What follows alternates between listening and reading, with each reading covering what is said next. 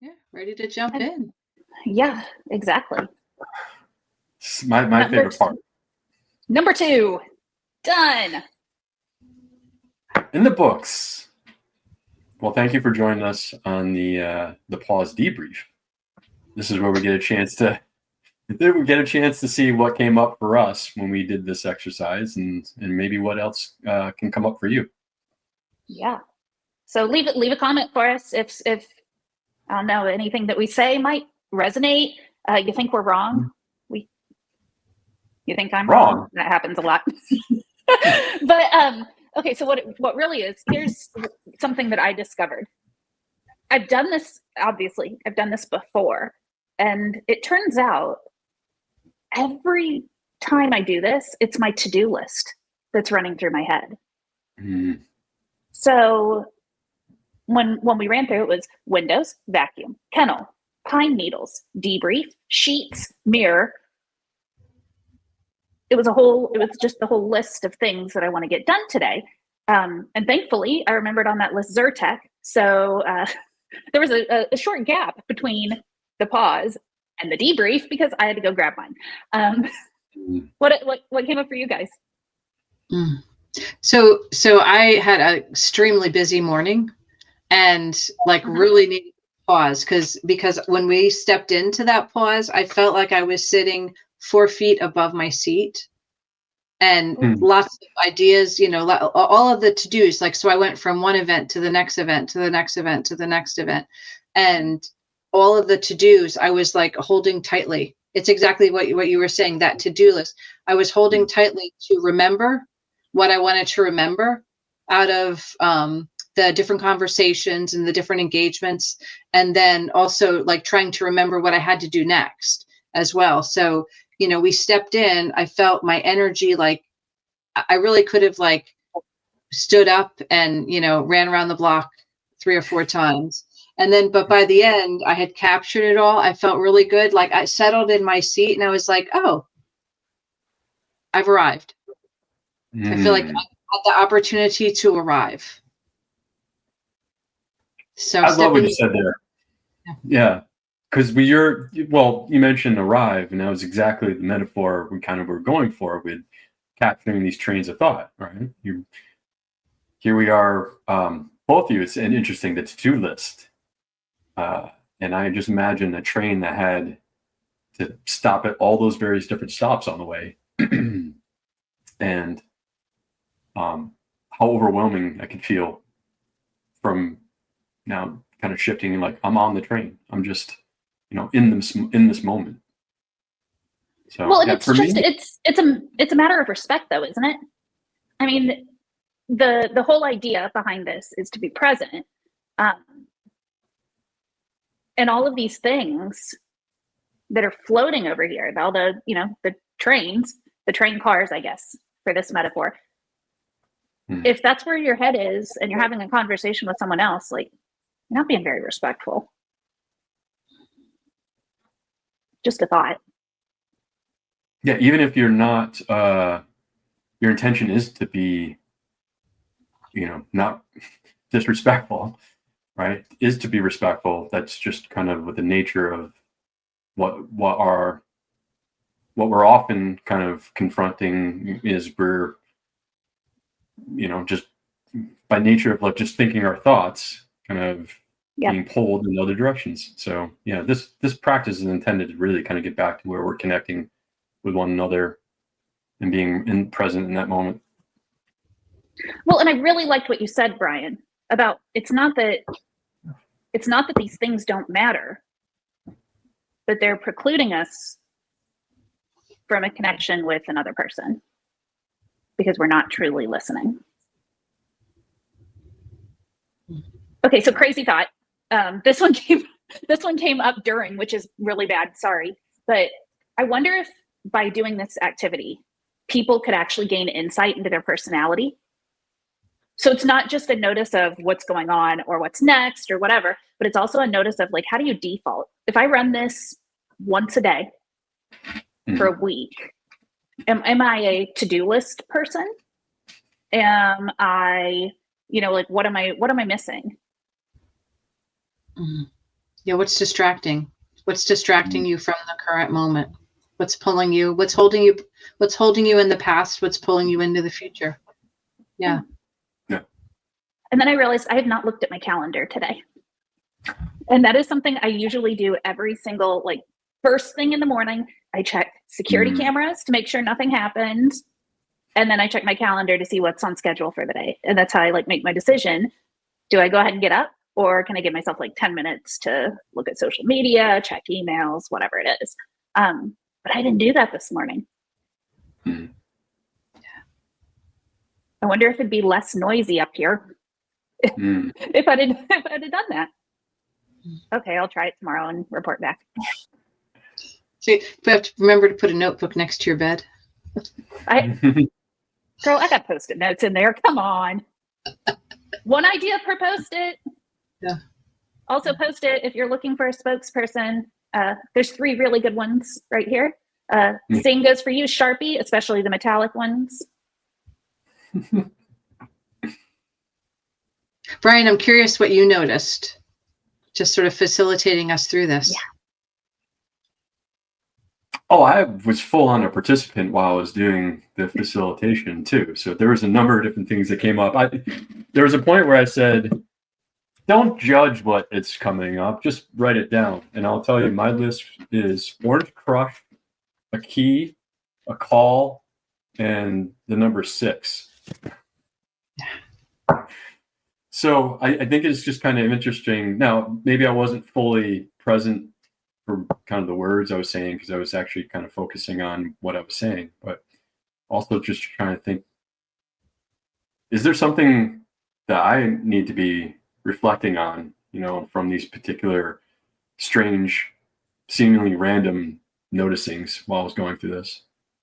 And I like what you said about personality, because it might be something, well, I'll start with a belief that we are here to be able to get to know each other, know ourselves really well. And so maybe there is something to be said by pausing, noticing our thoughts, that we are kind of getting some insights into who we are a little bit more each and every day.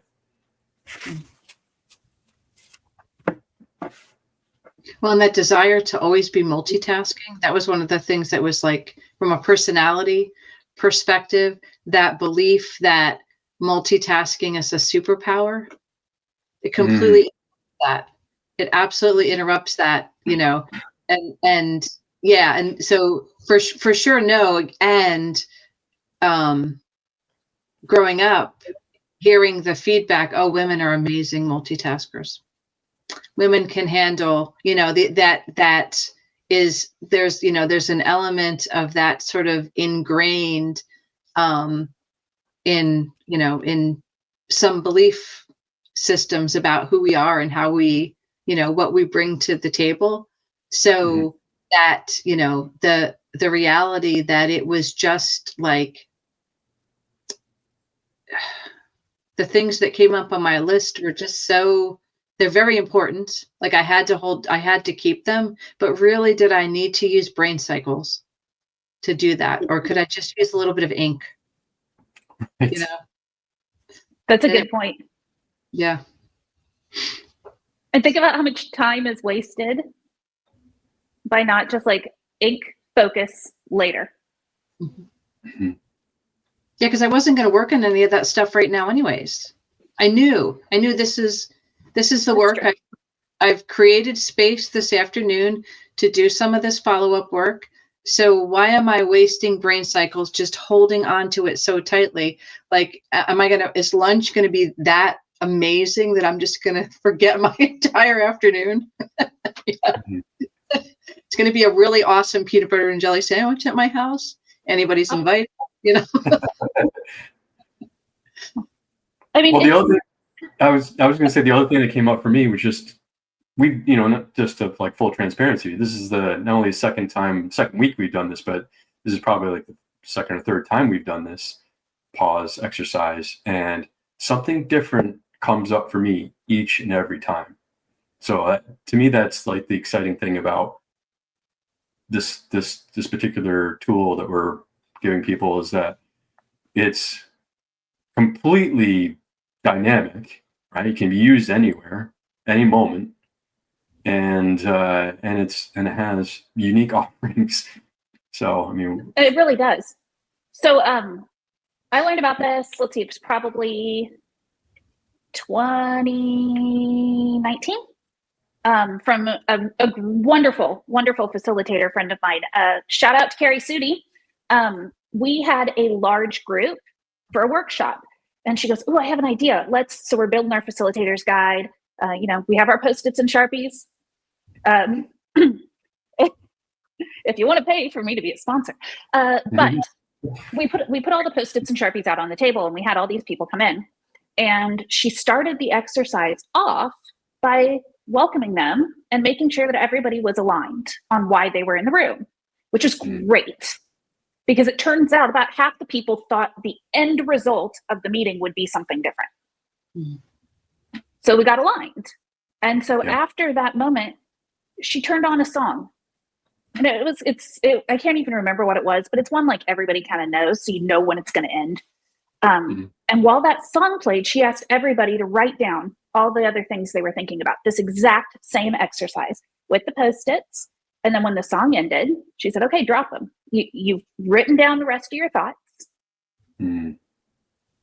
Let's focus on what we're supposed to focus on. And then all that other stuff can be after. And it was awesome. I mean, that group came up with so much. They changed so drastically because they were just focused. So it worked on a big group to solve a problem. And I've used it a lot since then. Nice. Yeah. So bump in focus, presence. What else can we say about the what we got from the presence?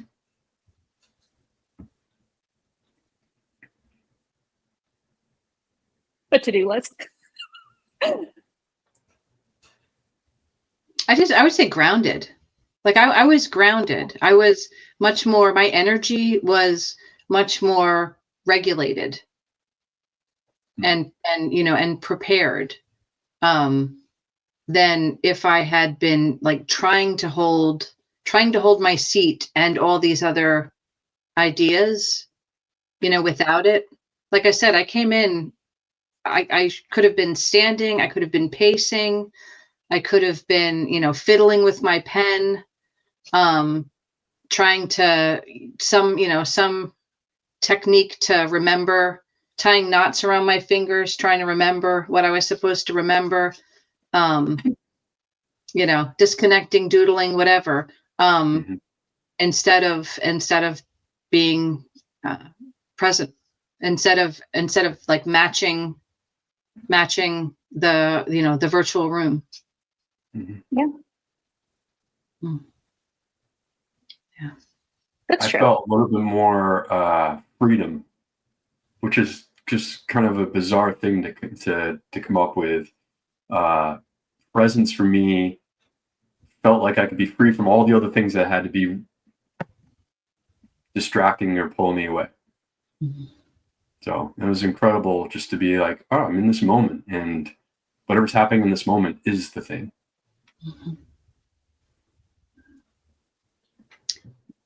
I would. Oh, sorry. Go ahead, Mary. I was just gonna say the idea of freedom just makes me think of like lightening your load, emptying your backpack.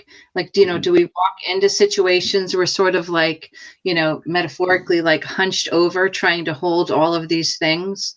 And go ahead, put another, rock on my back. I'll just go to the next meeting. And instead, we can sort of put our rocks in our notebooks or in our, iPads, whatever. Let something else carry some of those rocks for us for a while. Yeah. Mine went into Microsoft Teams because you can message yourself. and then if you get really good, you can have it automated into a to-do list for you. But I think it's really important to recognize that in that freedom, it gives us control.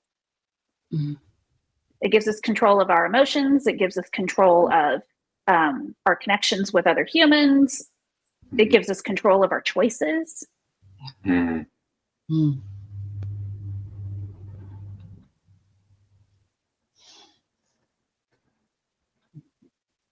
That feels pretty good. Yeah. It's a powerful place to, step into your next from. Mhm. Yeah. And it really does work. We have proof. Yeah.